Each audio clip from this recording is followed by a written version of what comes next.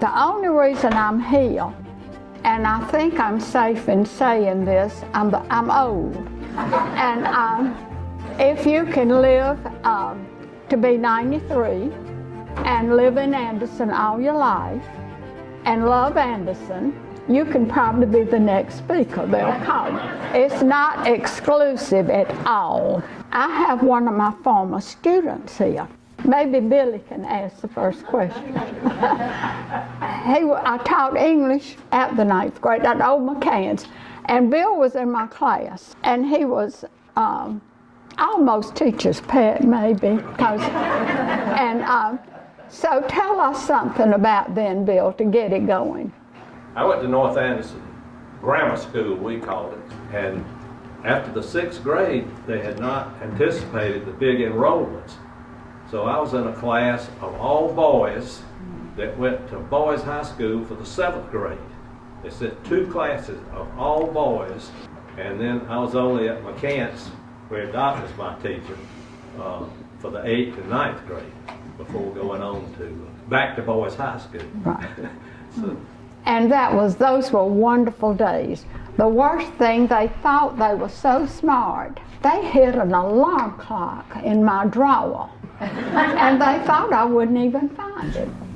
When I tell people that are not from Anderson that I went to boys' high school, they think it's some kind of correctional thing. I have to explain to them, the boys went to one high school and the girls went to another, and it was right here on this site. That's right, Girls' High was right here. Right here on this site. Well, I went to North Fant, and of course, before North Fant, we went to Ms. McFall's kindergarten. This was at Ms. McFall's house. And to go to Ms. McFall's house, we got to ride on a school bus. And so for those of us who lived in the city, now that was really a treat to get on a school bus. It was out on the Belton Highway. Then I went to North Fant. Those were good days. We were there for 6 years and then moved on to old junior high. It wasn't middle school then. Then, of course, we did come up here to Girls' High, and there was Girls' High and Boys' High. But the girls and boys did actually get together a little bit, yeah. Paul, you're good at questions. Ask me a question. I want to know how the boys and the girls got together. Well, you know, that's really sort of an interesting question, because you might not believe it, but back then, you did not know all the boys. You mainly met them at Sunday school. And then after Sunday school, you got a little bit older and maybe somebody would have a party. But you did not know the boys like we would today.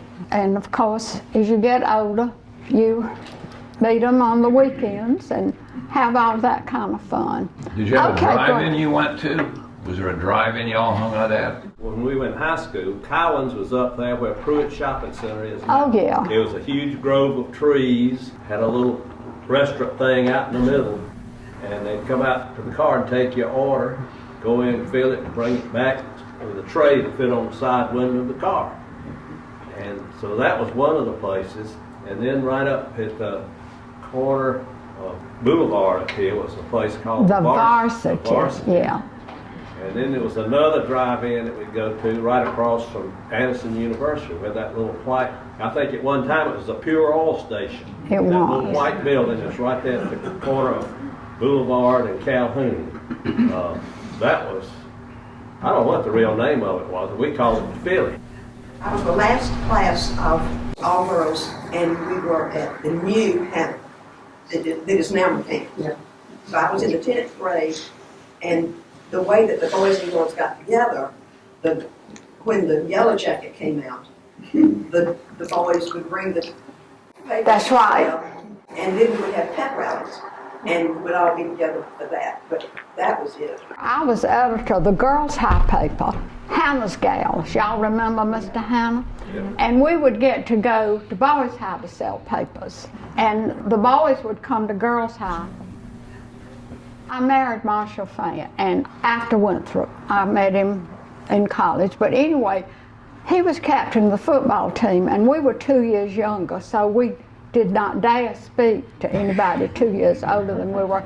But he came in our English class, and I don't guess there's anybody here that remembers Marion Guest. She was one of my good friends. But Marion saw Marshall come in, and you know what she did? She was smarter than all the rest of us. She faked a faint. And so he had to pick her up and carry her, and we were all so envious, you know. But she was a quick thinker. Back then, most of us that thought we wanted to be teachers did go to Winthrop.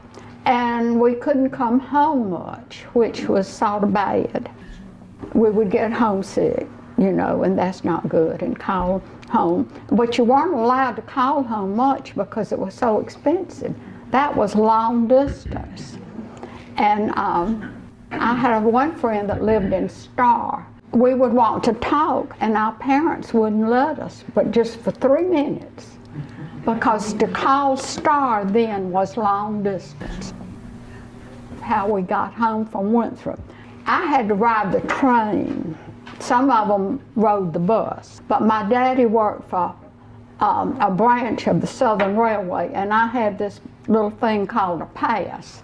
So you could ride anywhere you wanted to go. The only thing you had to do was pay for your food in the dining car. So I had to ride the train. And we would go up to what was then Calhoun.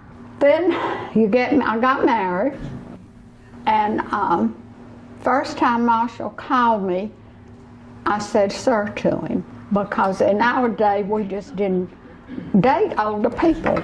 But anyway, we had a good life living right here in Anderson.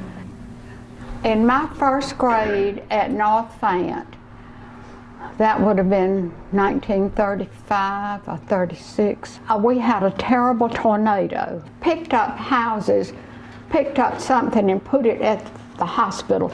The tornado came right up North Fant Street. It took the corner of our first grade class off. Miss Agatha was so, I don't know how she knew it, but she got us in the cloakroom. Do y'all remember cloakrooms for school? Okay, we were in the cloakroom, and the tornado came and took the corner of North Fant School off, but we were not hurt. So maybe someone could tell us some of the encounters with frog rings. Well, I found a paddle at home. Marshall had told me what it was. It was from Boys High, and I said, well, what are you doing with it? And he said, well, it was used on me so much they gave it to me. And I gave it to the museum years ago. Let's talk about old downtown. Do y'all remember how you would have fun going downtown, shopping downtown? It was the only place to go, and you bought everything there. I love you to talk about Fant's downtown, the other merchants, what it was like on Main Street back then. Because I moved here in the early 70s, so I like to hear what it was like before then. When I came along, it was over on Whitney Street, and we married, and I had to buy my school books there. The state took over the book business, and you didn't buy your own books anymore. So that cut down pretty much on income. Well, on Whitney Street, you know it as the Shakola. It was called the Plaza Hotel back then. But they go back a century, and I think when they named it, they thought that was a nicer name, the Shakola. It was in the very bottom of the Shakola. That building was bought in 1923 for $23,000. Which store? Under the plaza. Okay, $23,000. In 1923. In 1979, we sold it for $23,000. So that tells you a little bit about the state of downtown at that time. One of the neighbors over on Whitney Street was Lynn Fant Vickery's father's office. Her daddy was Francis Fant. Yes. And his office was below the store. On one side was Henderson Shoes, and they had a Polly Parrot, that, and you better not stick your fingers in that cage.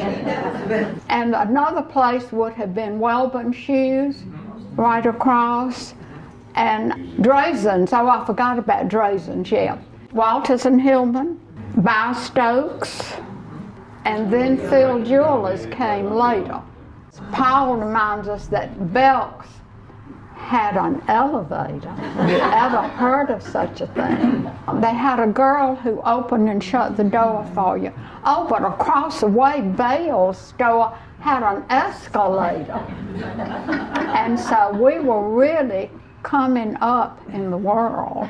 There was a bank on every corner too. Cochran Jewelry Store used to advertise as being between the banks. Yep. We had the Mayfair Grill, which would, across from our store, was a Mayfair.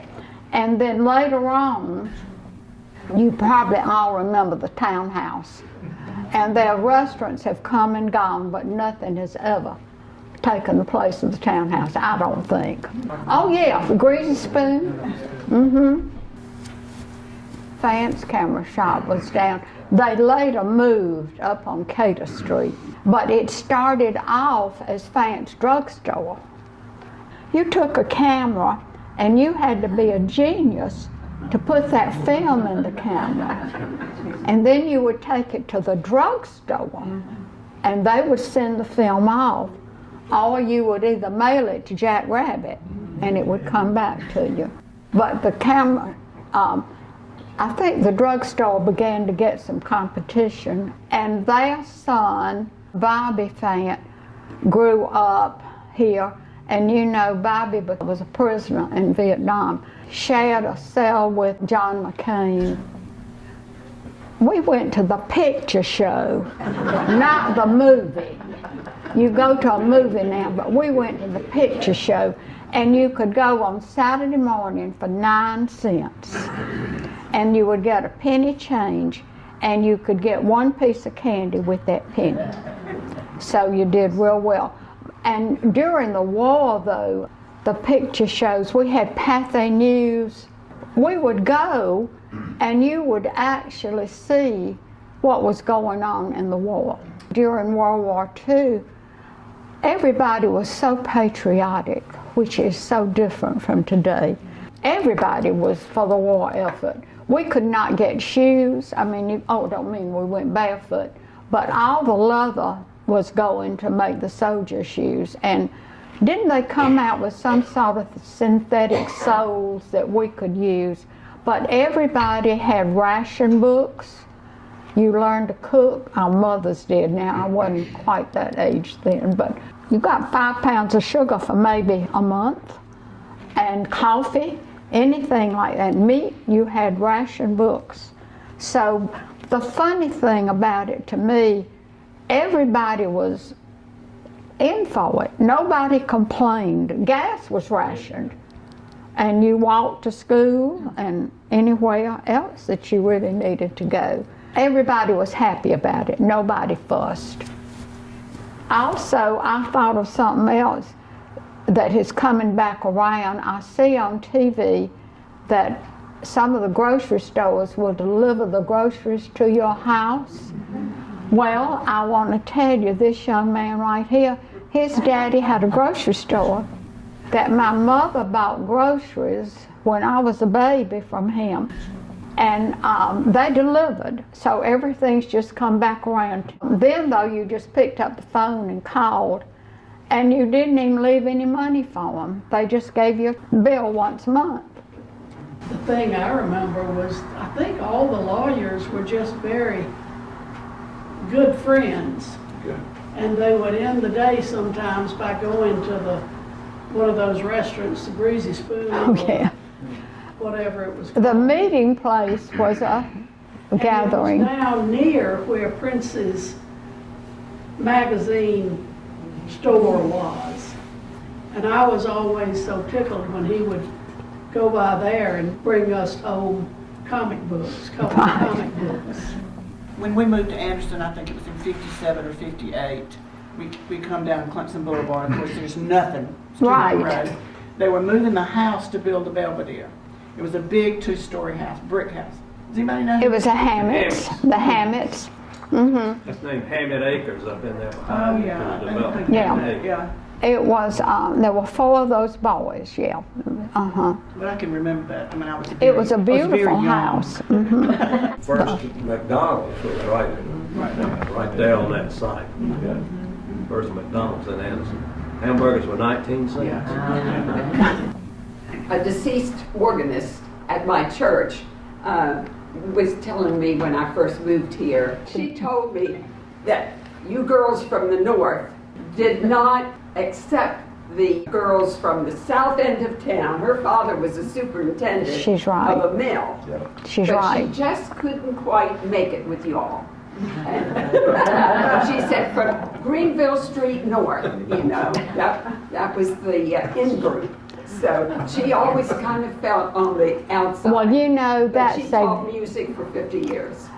she's right. It was, but you know, I guess the girls that were at Girls High that we were good friends with, their parents were probably the supervisors and head of the mills that paid them. They were real well off. But I have been told as an adult that it was almost like segregation. Yeah. When I was at Girls High, I never felt that way towards them. And the funny thing today is most of those have done beautifully when some of the people they thought were going to excel didn't do so well. But that was true. I hope it wasn't that way for long. I first want to thank 2 of my children for coming, Dean, my oldest girl, and Marsh, my only son. And my 3rd child, Carol, was going to be here, but her husband is an attorney, and they had court cases that they wouldn't change the court because her mama was talking. So we're really lucky in a lot of ways. And if y'all don't like Anderson, don't tell me. And I have this thing that I say every day, and I would like to say it to you, and you can adopt it. I have 2 pillows with it that some of my children have given me, one at the front door and one at the back. Accept what is, let go of what was, and have faith in what will be. And the other thing I want to end with is, when I was young, it's where J. Peters is now. There was a drugstore there called Standard Drugstore. The man who owned it, Kevin, he was a member of our church. And I'm talking about St. John's. And he had this huge sign, Anderson is my town. Well, it's still there, but it's a little bitty sign. It's not big now. But the great big one said, Anderson is my town. And so all of us are from Anderson. And let's tell everybody that Anderson is my town.